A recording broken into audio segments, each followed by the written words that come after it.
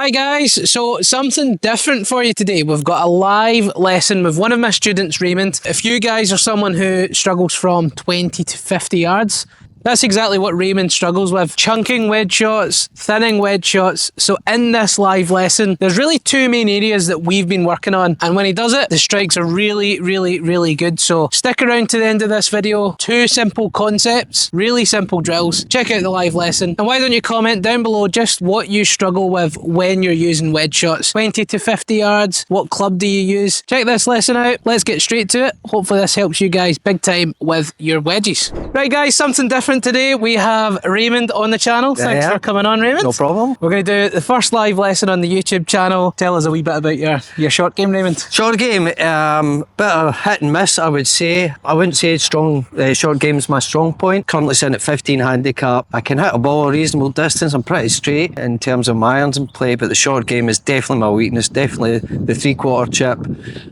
This kind of distance that we're looking at. It's at 30 to 50 yards, isn't it? We've worked on that a few times, haven't we? Yeah, 30 to 50 yards is a difficult one. I would say it's either a thin or it's a chunk. Or it's a chunk. Are they two bad shots? Yep.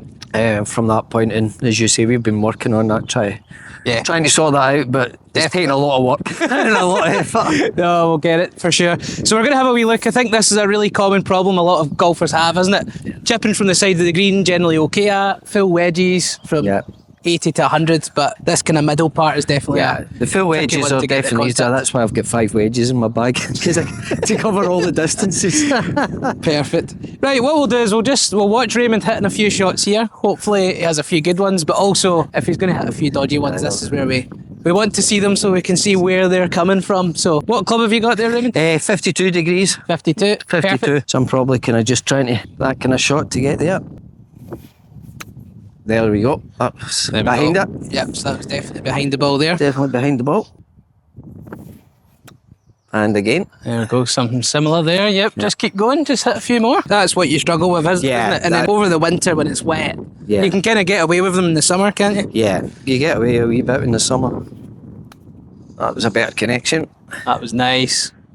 How did that one feel? Yeah, that was a better connection. That was really good. I would say even the ones that are just slightly behind, not too bad. It's when we start getting the good inch to inch and a half behind. Like the first two you saw there. Too far back. That's too far back. And again, it's that consistency then is difficult.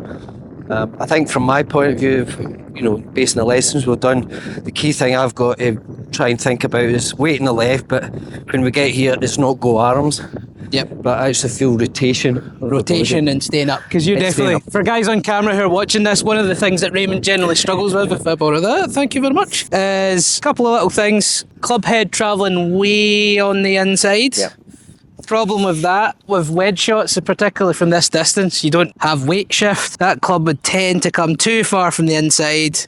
Bottom of the swing moves back, doesn't it? And then sometimes Raymond would then add some dip into that where there's a loss of height. And actually, if you see this clip on the screen, what you'll see generally, we'll have Luke Donald here. Generally, the club head is moving up and in front of the hands, and then we want the chest and the head to start lifting up. So that's what we've been working on most of the time, isn't it? So hit just a couple more, and then we'll try and do a few wee drills. That's nice. Yeah. That was good. So one of the things that we can do, if we place a golf club just here, just inside the ball, just think about that initial takeaway. You've obviously got the narrow stance, you've got the weight left. Try and keep the club head in front of the club. Of there. And then as you're coming into impact, chest rises and rotates. Through. Okay. Nice. That was good. How did that one feel? Yeah, just slightly behind it again, but certainly not as far back as I normally do. And again, just in terms of that playing, you're right, it's watching that inside. More up and in front. And just making that sure. Lovely. That was ball first, wasn't it? That wasn't ground first. No, that's the closest one yet.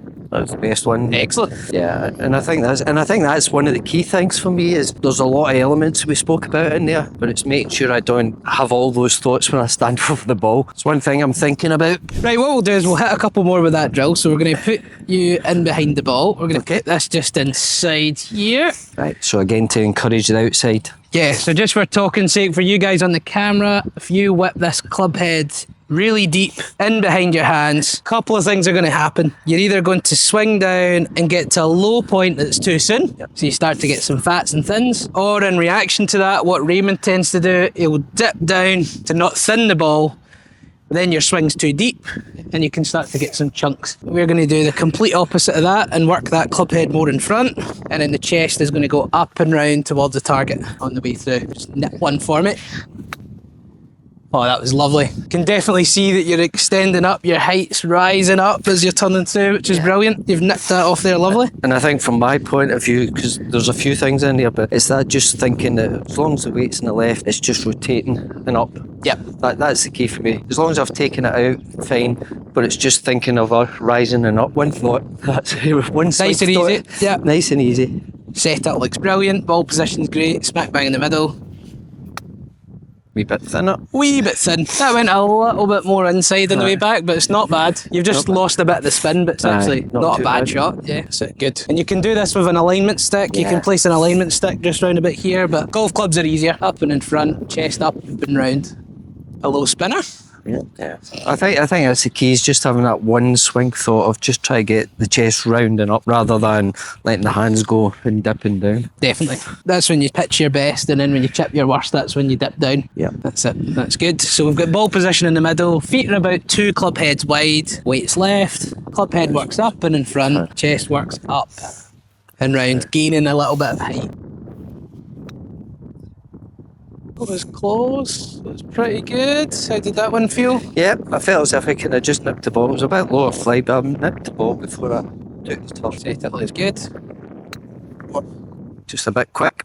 So a little bit on the inside there. I think that's it. That's obviously my bad shot, is when we start not paying attention and we start just taking the club inside. Definitely. And to be fair, that's the same with my irons as well. Let's try to keep it out there. Yep. Up and in front of the hands. At some point, if you're making a longer swing, it is going to go behind. But especially for this shot, it's working up and in front of the hands for pretty much the whole motion. Yeah. It's that feeling it's out in front. Like that. I'll take that one. Lovely. That's good. Okay. Really good. No. So it gives anybody that's got those problems, fats, thins, like you said, it's a couple of things that you can work on. A couple of actionable drills. Use this. Have an alignment stick down. Definitely work on chest moving up and round. Yeah, and I think that's the key is knowing the drill, but then going away and practicing the drill. Definitely. The reward comes from how much time you put in doing that practice. So 100%. That's the key thing for me now. Brilliant. Practice. Thanks for coming on. That was great. Thank you very much. Good man. So that wraps up that live lesson. If you'd like to see any more live lessons, if there's any parts of the game you would like to see, comment down below what you would like to see on the channel. Huge thanks to Raymond for coming on. And if you'd like any other freebies to help you with your golf, there's 2 things you can look at in the description. There's a free swing analysis via the Skillest app. Just click that link, send over your videos, let's get started improving your golf. And the second thing, there's a free 60-minute practice plan. If you check that link down below, that will give you a good structure for the next range session and make sure you get the most out of your practice. If you're looking for any extra help with your wedge play, make sure you check out this video just here.